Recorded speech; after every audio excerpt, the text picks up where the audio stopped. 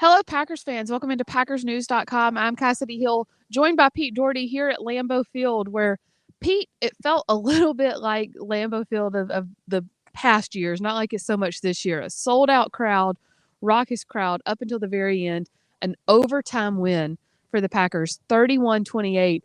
Not only an overtime win, but an overtime win against their former head coach in his return.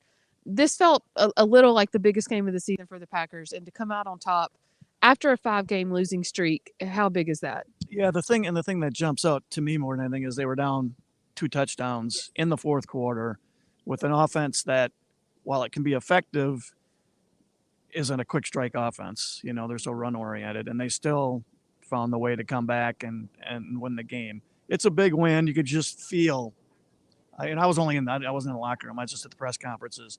You could feel the sense of relief with Aaron Rodgers, especially with Matt LaFleur. I think the weight of the world is off these guys because things were really looking bad. Um, just like if they play a couple bad games, you don't want to be a prisoner of the moment. They played one good game. Congratulations to them. They held the team together, all that. But this doesn't feel like 2016 when they beat Philadelphia. It was like, well, they just saved their season. They're still on life support, in my opinion. But the plug wasn't pulled, so that's big. The plug wasn't pulled. I understand that, but it felt like they didn't sort of stumble into this win. It felt like they fought and earned it. Does that make a difference at all? Sure, although yeah, and they played well, even in the first half, and they were down for early. They played a good football game. It was 14-14 in the third quarter. It didn't hurt. I thought the Cowboys really made a bad decision in overtime. It was 3rd and 3, and they ended up going for it on 4th down. Well, if you know you're going to go for it on 4th down, you run the ball on 3rd and 3 because you might get it, and if not, you're probably going to at least get closer. And instead, they were stuck there with a 4th and 3, and they went for it. That was. I'd have probably I might have punted if I were them, because the field goal would have been pretty long. It would have been a 52-yard field goal. And it's cold and it's not good kicking conditions. So if you miss it, then you're handing them almost field goal position, just almost giving it to them. So I might have punted that, but I would have run on 3rd down if you're going to go for it on 4th down. When they went for it on that 4th down, it was from their own 35. So like we said, it would have been a 52-yard field goal. I'm sorry, from the Green Bay 35. And Jair Alexander said after the game, he said, when we realized they were going for it on 4th down, I kind of got disrespected. Like they're going to disrespect our defense and go for it on 4th down in overtime in a punting position. Because as you said, you're probably not going to kick a field goal from that spot in this weather. And so the defense responded with that in mind. Pete, it's felt like a few different times when this team has gotten punched in the mouth, like when they go down by 2 scores like they were tonight, 14-28 in the fourth quarter, that's when they fold. Asked the guys what was the difference tonight, and they said it was just it felt different. There was a whole different energy. They said particularly safety Jonathan Abram, who was picked up this week, who only played on special teams, didn't play on defense, was going up and down the sideline saying, we're not going to lose this game. We're going to win by 3. We're not losing. And that just kind of perked everyone up and said, hey, you know what? We're not going to lose. Can sometimes it just take a little bit of a jolt of energy like that? Sure. And, we'll all be curious to see where the season goes from here.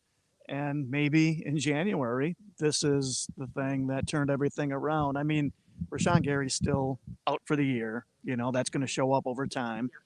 Showed up a few times tonight, too. It did. And it's, over the long stretch, that's going to affect them more and more the more games they play. There's still a lot of issues. They're still not, it's not like they're all of a sudden a really good team, but the NFC, there's room for that final playoff spot or two. I mean, it so much depends on what happens over the next month. But so you don't want to be a prisoner of the moment and just all of a sudden think, wow, they're back and, this is it. They're going to go on a run. They got a really hard game against Tennessee's a really physical team. Going to be tough to run the football against them. It's going to be a tough game. So, they got a lot more to prove, but they certainly stopped some really heavy bleeding with this win. And they played a good, even if they'd lost, they would have at least played a good football game, which considering how they'd played for the last several weeks, that would have been a step up. There was really, if you think about it, only about 3 drives that were not productive, even though others ended in punts. It was that drive on defense in the first half where Dallas went down and scored, and then the opening offensive and defensive drive of the second half. And then after that, I think is when they kind of got back up and said, "Okay, let's go." So we do have some questions coming in. Let's pull a few of them up here. A lot of just exuberance and people celebrating. Um, let's address this. Just go ahead and address it, get it out of the way. Kassidy and Pete, what happened to Amari Rodgers on that punt?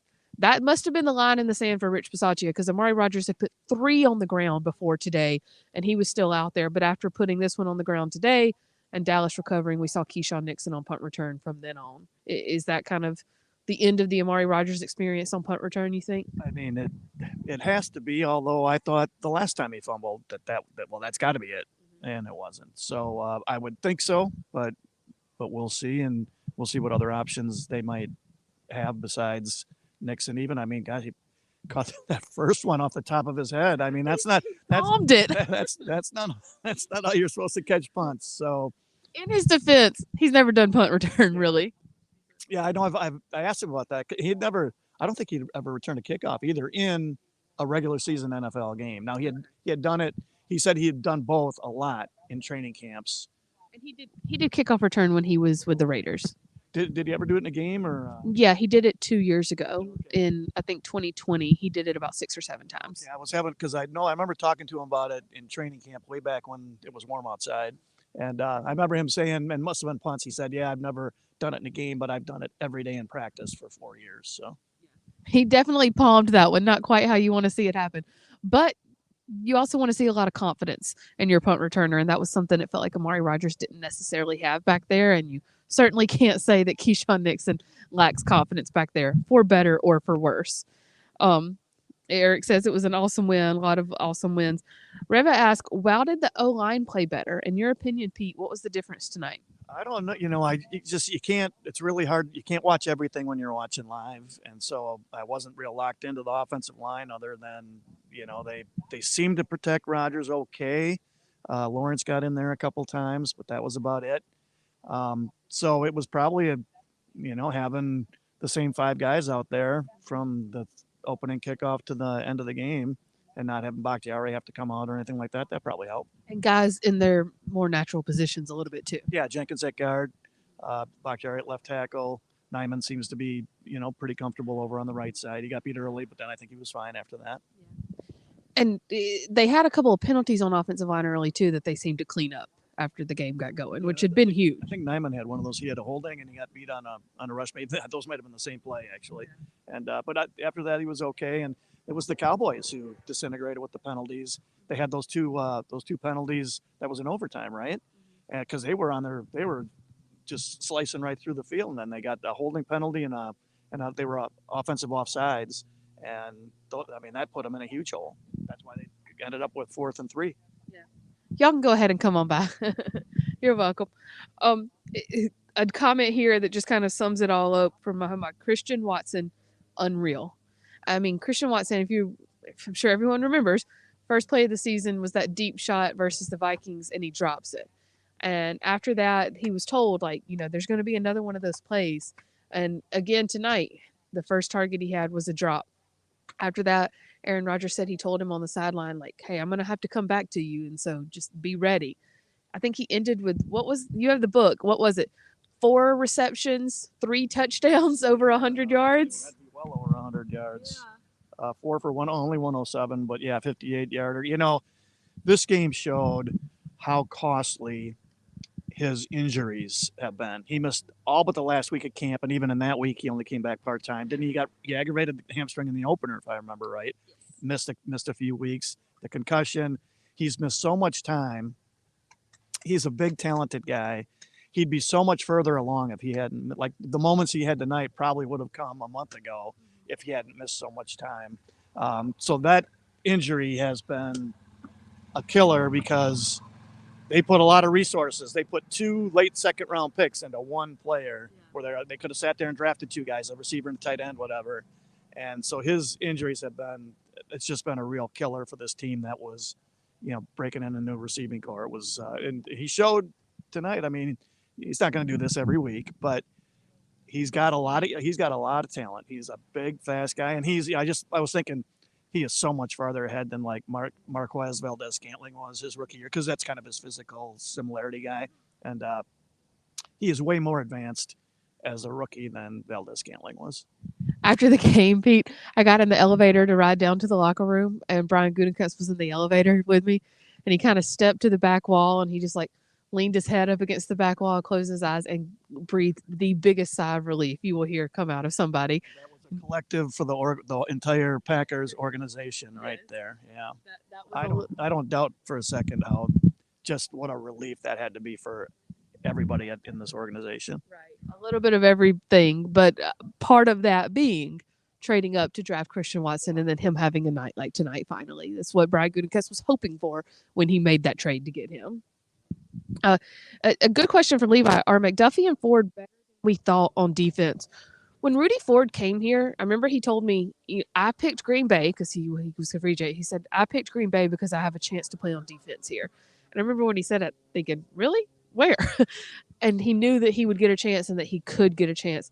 Tonight, with Eric Stokes out, they moved Rasul Douglas outside. Typically, they had been playing Rasul Douglas outside, Keyshawn Nixon in the slot when there was an injury at corner. But instead, they moved a lot of Darnell Savage up to the slot tonight. And then Rudy Ford when they went into their sub packages. Darnell Savage still played every defensive snap. But when he was in slot, Rudy Ford at safety, what sort of difference did that bring to the secondary? Well, those two picks were huge. And he made a really good play on a run play where he shot up from safety and dropped the guy. I think it was Pollard. For a 1 or 2 yard loss. Joe Barry said a few weeks ago, well, if you move Savage to the slot, who are you going to play at safety? And I think a lot of us were thinking, well, Rudy Ford, I mean, he's done okay, and Savage was really struggling. So sometimes you got to do that just to, send a message to everybody. And Ford showed today that he deserved the chance that he got. So not only Ford at safety, but having Savage closer to the ball, could that be a huge difference maker here too? Well, there's that seems to have been when he's played his best, but they've always preferred to keep him back because he's really fast, and so they like his speed for the range he has in the secondary and on deep balls. But he don't mean nothing if you get there and can't cover. Yeah, right. And he seems to be better the closer he is to the ball, and they preferred to use Amos in that position. But maybe they've picked up on something, and we'll see how he plays going forward. He got beat on some plays too, but his coverage was better from playing the slot than it's been at safety. And then Isaiah McDuffie with Devondre Campbell out and Quay Walker having to kind of take over that Campbell role. What have you seen from McDuffie in there? A lot of tackles, and I only noticed it once or twice. Like I said, you can't watch everything watching it live, but there was a run or two where if you're the play side linebacker, the general rule of thumb is you got to press whatever your gap is. You got to press it. You got to get up there and press it. And he did that a couple times. Didn't make any tackle, but he forced the running back to not go through that hole and to go somewhere else and to go sideways, which gives every step sideways gives everybody else a chance to a better shot at making the tackle. So that's what jumped out at me is that he pressed the line of scrimmage in the run game. Let's stay on defense here for a second. Matt asked, is Barry ever going to press opposing receivers to disrupt their routes? We see them revert to the same off coverage. You know what I've seen a lot of too, Pete, and I asked Rasul Douglas about this tonight, is them playing a lot of mixed now that they have Rasul and Jair on the outside. They're playing man with Jair. They're playing zone with Rasul because they can do that with those two guys. Is that kind of the way forward with this corner group? Yeah, I can't say that I, was dissecting coverages tonight or anything like that. So, but if they are playing man on one side and zone on the other, that's playing to the strengths of those two guys. Alexander's a really good man guy. He's fine. He's good in zone too, but he's best in man. And Douglas is clearly better in zone when he's facing the quarterback, can read him. So that would be tailoring the defense towards your player's strengths for sure. And like I said, talked to Rasul Douglas about it tonight, and he said that that's sort of been the way they've gone the past couple of weeks. There were a couple of plays tonight where Jair did play off, and those were big gains for Dallas. There was a 3rd and 6 where he played 9-10 yards off the ball, and they picked it up on a slant. And then there was another one where the CeeDee Lamb split Jair and Savage to get a touchdown. Alexander said after the game, I like to pick on Sav and say I needed more help, but that one was totally me. I gave up that touchdown. Yeah, we were wondering about that in the press box. It sure looked like he was probably responsible for that deep quarter or deep third. I'm not sure which it was, but you never know for sure. But it sure looked like it was he. Like he must have been reading the quarterback and trying to jump a route or something. Well, he said sometimes when they're not throwing your way, you fall asleep a little. And he said, I fell asleep and that touchdown woke me up for the rest of the night. And I don't think he really gave up much else the rest of the night. No, he had the big breakup at the end there too. Um, Levi says Matt punting the ball and not going for it on fourth down around midfield finally helped allow your defense to have the whole field to get a stop. There were some decisions early on that they went for it on fourth, and then later on decided to punt instead. Do you feel like the coaching decisions tonight were a step in the right direction? They probably were. I'm not sure about one or two that Mike McCarthy made, but the last 2 minutes of regulation were handled poorly by the Packers. I understand you want to run some clock because the Cowboys had 3 timeouts, but they ran too much clock, and that's why Rodgers. That's why they had the little blow up on the sideline with Rodgers barking at LaFleur. And LaFleur said in his press conference he didn't. I mean, he said it was his fault. He got indecisive, and that was all on him. Tyler asked, what happened to Devontae Wyatt? We saw he got hurt and then came back in. I'm trying to remember. They never announced anything in the press box. Usually they announce it if it's a significant injury. So the fact that it wasn't announced at all makes me think it was just like a little, like a cramp or something. Yeah, he was down for a little bit, but he walked off. We don't know what was going on there. Tyler also asked, is it just me or was this Quay's best game of the season? He showed where he is really good chasing and filling in the passing game, coming from those swing passes. He can really run. There's a lot of talent there. He's been a liability in the run game, on the inside run game, but he showed that's the talent that the Packers saw when they drafted him where they did. He can really explode. He must have had 3 or 4 of those plays, right? Yeah. Where passes chased him down from behind. Yeah, and he can really run. There's ability there. That's why they picked him. Yeah. Chased him down from behind. I think there was one play where he chased him down from behind and kept him short of the sticks. Yeah. So huge for sure. Let's jump back to offense real quick. Mark asked, do you think we see more of Toure? Samori has been big and stepped up the past couple of weeks, but you've been waiting on Christian Watson to play like this. So, I mean, what do we kind of see here for Samori going forward? Or does the fact that Romeo Doubs is out a few more weeks sort of help his case? Yeah, he's going to play a lot. He would have had a long touchdown tonight. It was a third down. I can't remember if it was second or third quarter. And it was a third and I think kind of shortish, but the Cowboys blew the coverage. And he was wide open, but it was one of the handful of plays or less than that where the rush got to Rodgers immediately, and he didn't have to. I mean, it would have been an easy 6. There was nobody within 10 yards of him as he was breaking into the secondary. And we have seen him get off guys well. It seems to be one of his strengths for sure. Yeah, that would have been an easy touchdown, and we'd be talking about him right now too. Yeah. Several questions about Mason Crosby not kicking off. So I'm just going to pop up this one from RS Camaro. Why isn't Crosby kicking off? Ramiz Ahmad was elevated for today's game. First time we've seen 17 out on the field this year. And he handled the kickoffs while Mason Crosby still handled the field goals, which you needed there at the end. To answer your question, though, Mason Crosby was dealing with a back injury this week. He was limited in practice all week with that. Pete, do you know the mechanics of why a back injury would keep you from doing kickoffs but not field goals? Well, field goals are where the points go on the board, and so I'm assuming that they just wanted to work him as little as possible. And the kickoff, you're taking a run and really, really going after it. So, and plus you also have to kind of cover it too.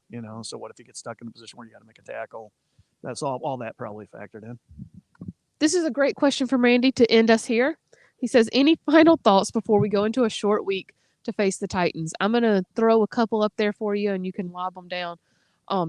They've had to lean on this running game so much, which they did so again tonight. but a run game opens up a pass game, and it felt like for no matter what the run game was doing, they couldn't hit on the pass game.